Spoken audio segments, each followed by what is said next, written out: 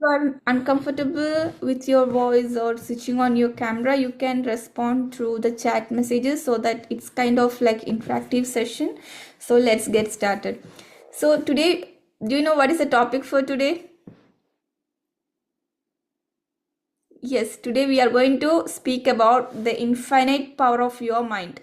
Sometimes we might see people. Thank you so much for messaging. I'm seeing your response. Thank you so much. So here today, sometimes we feel like we see someone very successful and we feel like how they are coming successful while I am not. Sometimes we do have these feelings, right? So that's why it's really important, highly important to talk about the infinite power of your mind. So let me pin my, okay, thank you so much. Okay, so regarding the power of your mind, so what is your thoughts on your mind? Where is it located, or what is your concept of your mind?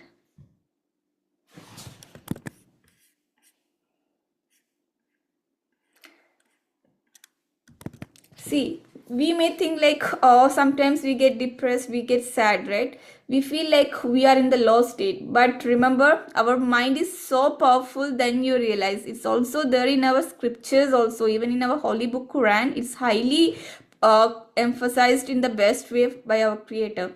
So regarding our levels of mind, we will be quickly going through the 4 levels of mind, the consciousness, everything in this session. So it's kind of bit complicated, and even you might have also come across about like your experiences. You might have felt like your mind is bit complicated, right? Have you ever felt understanding your mind and going ahead?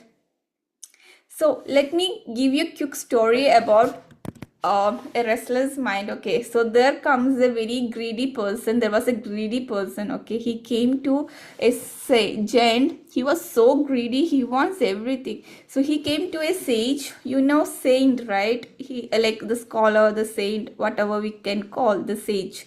So he came to the sage. The greedy person came to the sage and asked him to give something special mantras or something to him, like so that he can chant that and he can get everything in this world from this world.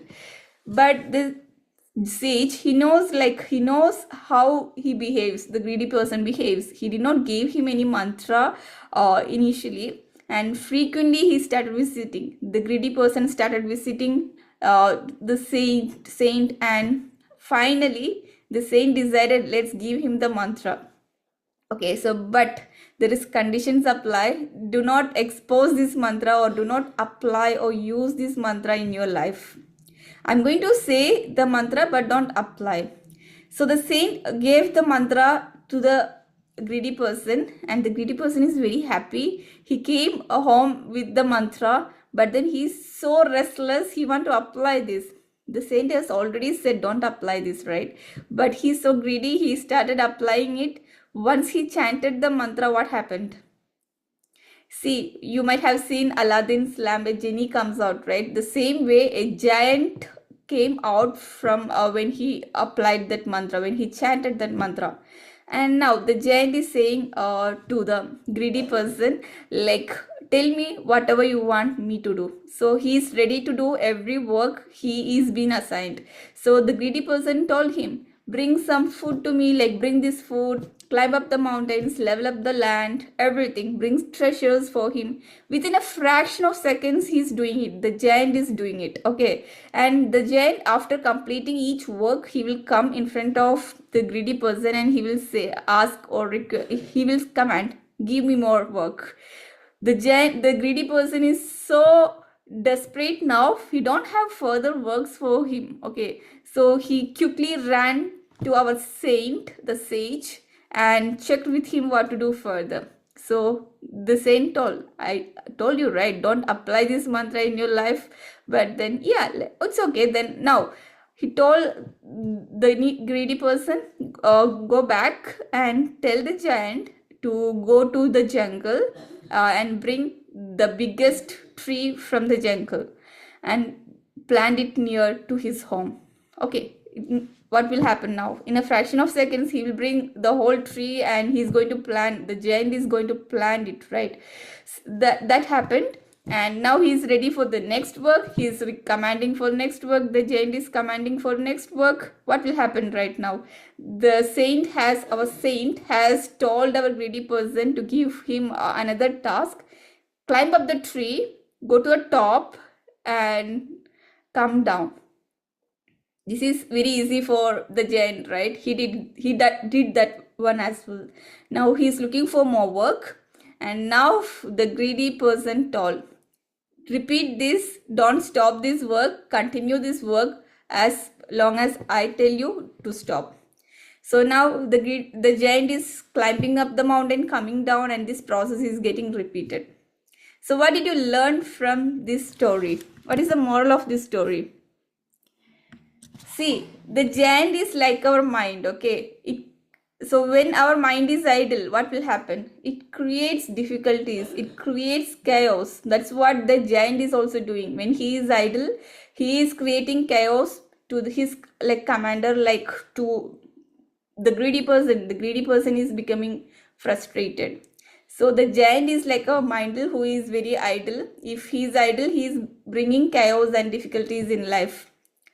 So yeah, so what will happen if we mindlessly scroll through social media or having any distractions? That's the time when we have to realize that we are living without a purpose, right? So that's the time most of our energy is consuming without purpose. It's simply equal to the giant who is becoming idle, who is sitting idle. He will create chaos. So if you are scrolling mindlessly, you are going to create chaos in your life. So this is what is happening with our mind as well. And you might know, there are three, if we see from Quranic parallels, if there are three levels of mind. The first one, nafsul amara, which is the commanding self, the impulsive desires. When it comes to there is a model given by Freud from Western style, which is called the level id. You might know, right? That is instinctive impulses. Let's say, for example, if a child is seeing a toy, if a child which is a very small child, like the toddler, is seeing a toy, he wants that toy, right? He or she wants that toy immediately. That is called id. Instinctive responses come in, right? So it's a child seeing a toy and grabbing it immediately. He's not thinking anything over there. That is called id. That is the commanding self, nafsul amara. We can relate to that one. And the second one is ego. Let's say if a boy is seeing a girl, very beautiful girl, and he wants to kiss that girl. So what will happen? He's not thinking anything. He is just having this thought of kissing the girl because she is so attractive. Now that is it. That is instinctive impulses. Now let's go to the second one, which is called ego. So you might know ego, right? It's called we are questioning ourselves. It's kind of rationalization, we are we are self-analyzing what will happen if let's say that, take the same example of that boy who is going to kiss the girl. Now if he is in ego state, he will think the girl is having a husband, and if that husband is a gangster, what will happen? He will think all these consequences now. Let's say another example. If you are obese, or if someone is obese and he or she is planning for losing weight, he will go for planning diet, right? So that's kind of thinking, right? There is some amount of thinking involved. This is called ego. If we are spending luxuriously, we start to save money. Saving is we are working on our ego state of our mind. So that is nafsul lawama, which is self-approaching. We are self-reflecting ourselves. We spoke about it, we spoke about ego. Now let's go for the third one, which is superego. What is superego? Superego is moral consciousness. Now let's say the same example of the boy and the girl, and now the boy is questioning himself. Should I marry the girl, marry this person, or is this action right, what I'm doing? So these questions, it's kind of superego is working over there. So when it's kind of nafsul mutmaina, where it is peaceful, he's thinking very his superego is in higher state, right? Peaceful, enlightened self. It's kind of that one. Now let's say, for example, another example, let's take from a school scenario. Like a student wants to in an exam, a student is trying to cheat on a test. Okay, so that is it's an instinctive response, right? If he or she is pausing and reasoning about what will happen, the consequences, it's about ego. Now the ego starts playing. So when the child when it starts with it and it then moves to ego and then finally to superego, finally if he or she is feeling morally wrong or choosing integrity, that there comes superego. So these are the three I can say levels of mind. Now let's move on to the Vedic model, where Indians culture, like Indian style of elaborating about mind. Okay, so this is like in Sanskrit, like we have manas, we have ahangara, we have chitta, we have buddhi. The first one, let's go with the first one, buddhi, which is intellect or wisdom. So if after a conflict, after a fight, if we are deciding to apologize after conflict and reflecting on right action, that is our buddhi, intellect is working on there. Now the second one is like ahangara, which is ego, the I maker. I can do this, I am doing it, feeling I am separate, I am being separated from other people. Sometimes it can go to like jealousy, pride, comparison. See, all these are like good, like I won't say these are all bad, these are normal things. And now the third one is like chitta, which is like memory. It comes from our memory, the mind, which is like subconscious. See, there are three types of mind for simplicity: conscious, subconscious, and superconscious minds. Now when coming to chitta, which is like where we in our mind we process images, right? Say it's kind of like hard disk. Your mind is like a hard disk where you are storing your images, your past experiences, your memories, everything is you are storing in your mind. Now the fourth one, first we spoke about buddhi, the intellect. The second one we spoke about ahangara, the ego, I maker. The third one chitta, memory or subconscious. The fourth one is manas, which is sensory processing, where here in manas, like the sensory, all the five sensory organs are involved here. So when you are seeing a beautiful flower, you are noticing its colors, you can touch the flower and see how beautiful it is. These things are getting involved here in this manas. Okay, in this manas level. So now let's say, for example, a person is remembering his childhood failures and feeling anxiety. Now you have joined this session, you have taken your invaluable time here. Let me tell you this one, when we are born, we are so pure, right? But then at some point of time, we may be hit with traumas. If you are feeling like my goal is not yet reached, or I am not achieving this one, it may be because of your traumas involved over there, maybe. Okay, so when it can creep into your subconscious mind, that's where you need to reprogram your mind. That's how you can unlock your true power of your mind. Now you might be wondering how I can reprogram my subconscious mind. Do you know what are the techniques to reprogram your subconscious mind? If you know, you can type in the chat box.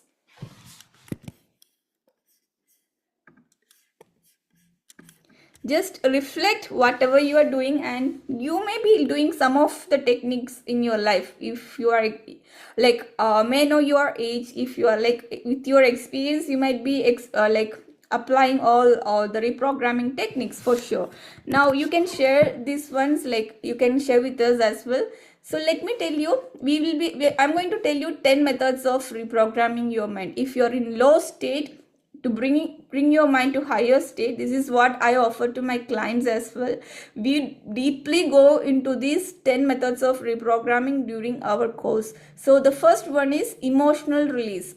See, as I told, when a child is born, it's so pure, he or she is so pure, the whole energy is within him or her. But then at some point during his life, like during his journey of life, maybe in the maybe in his or her teenage, or in his or her adolescence, she or he may like be hit with any kind of trauma, maybe a scolding from parents or teachers from school. It can happen, right? We may think like it's a small incident or we ignore these things. But then for someone whose emotions are very powerful, they feel these emotions as bad, or they start to behave as it's kind of trauma.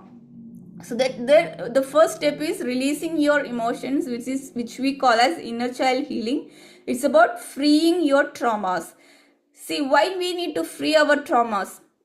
I'm going deeply because you have taken your invaluable time, and that's why I'm going to give you something more important, because you are special to me. Out of 25 members in the group, you have joined the group. I believe I need to contribute more, whoever takes time for us, inshallah. So it's about freeing your trauma. So you can freeing your trauma is important. Why we need to see, sometimes these are impurities, right? Trauma is equal to impurity, so we need to free our traumas. Now you might be wondering, how can I free my trauma?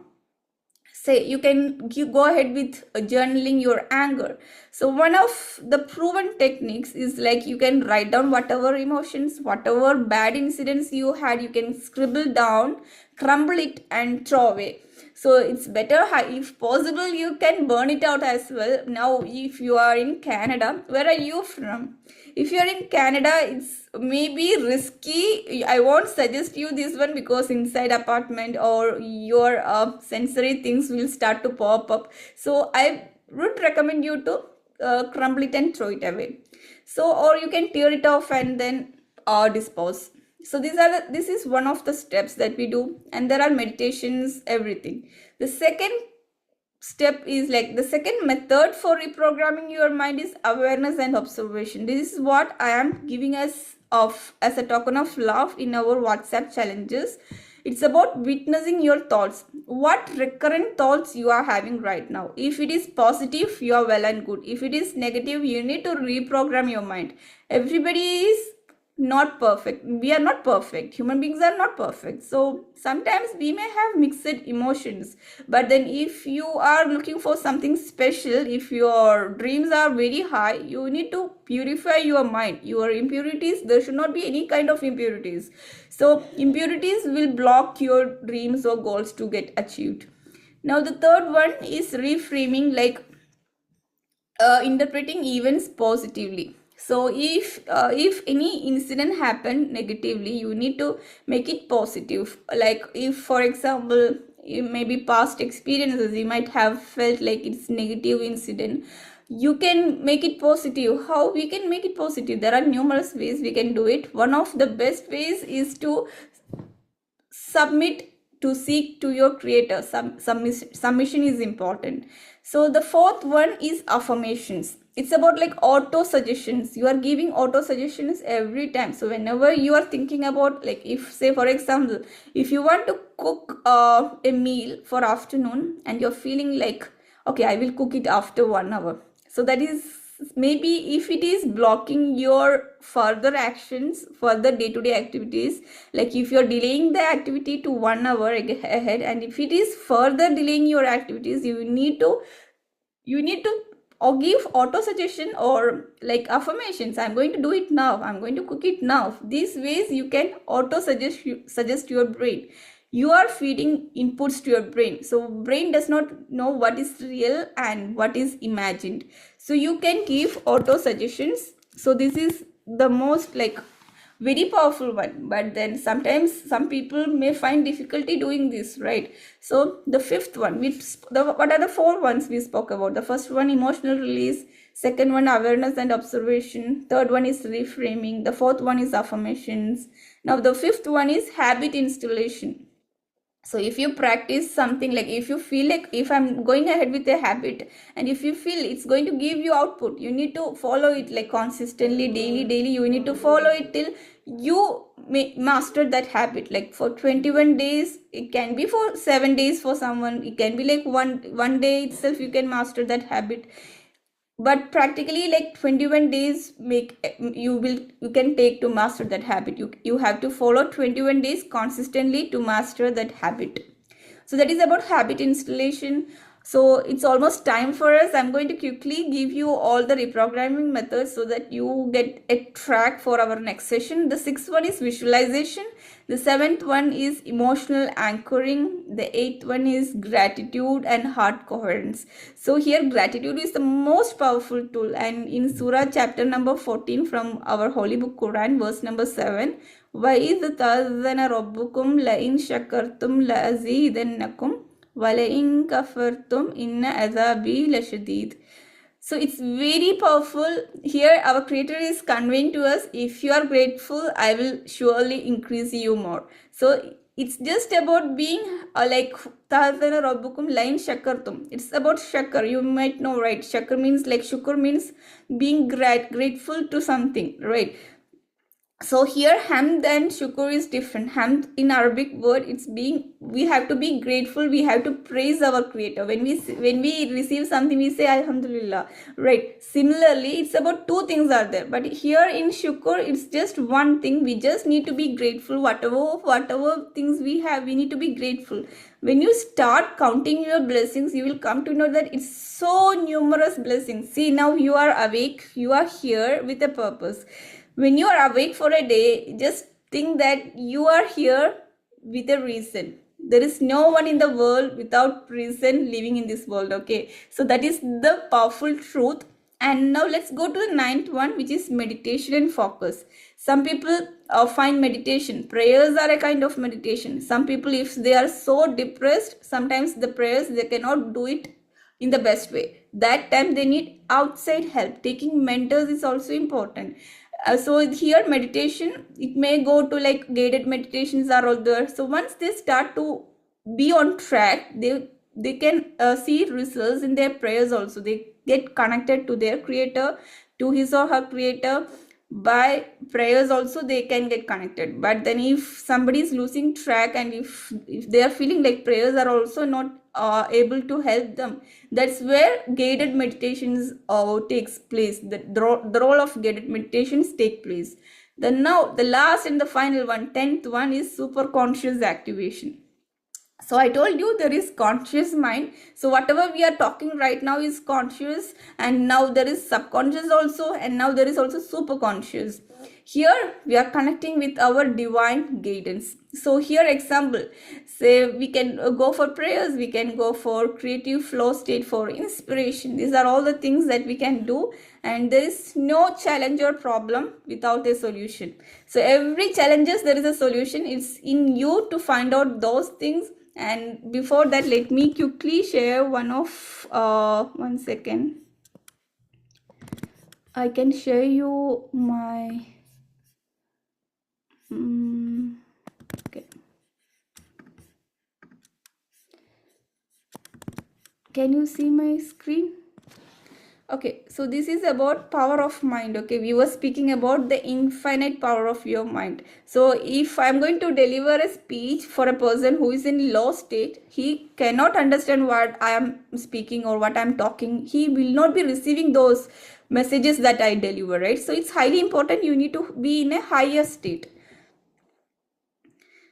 So here our Quran emphasizes on intentions. Our intentions do matter. Our focus, our self-awareness, everything matters.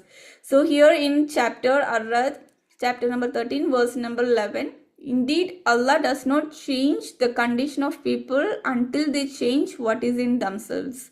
So mind mastery. So that's what I teach to my clients. Mind mastery, mastering your mind. And it's highly seen results also. Mind mastery starts from within, changing your inner patterns. Sometimes we need to analyze, or getting aware of your paternal or maternal patterns will also help. If somebody is looking for a job and he is thinking like, why I'm not getting the job, you need to analyze their inherited pattern. You need to break those patterns, right? And your life changes. And follow not in also chapter number 17, verse number 36 in Surah Al-Isra, there is a beautiful verse, and follow not that of which you have no knowledge. So if you are following without any doing research, it's kind of time wastage, right? It's about cultivating awareness and wisdom, understanding your mind, your thoughts, and your patterns.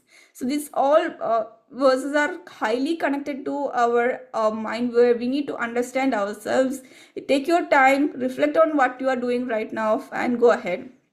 And the last and the final one, which I would love to share, is from chapter number 13, Arad itself, verse number 28. Truly, in the remembrance of Allah subhanahu wa ta'ala, do hearts find rest. Here comes the higher consciousness. So here, when we are in higher consciousness, everything, the problems or challenges, you will see opportunities. You will find peace and clarity arise through connection with the divine. So I humbly, I wish you the best in conquering your mind and going ahead, and have a great day. Thank you so much. Okay, you can leave in 2 minutes. Yeah, it's done. Thank you so much, dear. Thank you so much for joining. Have a great time. Bye bye.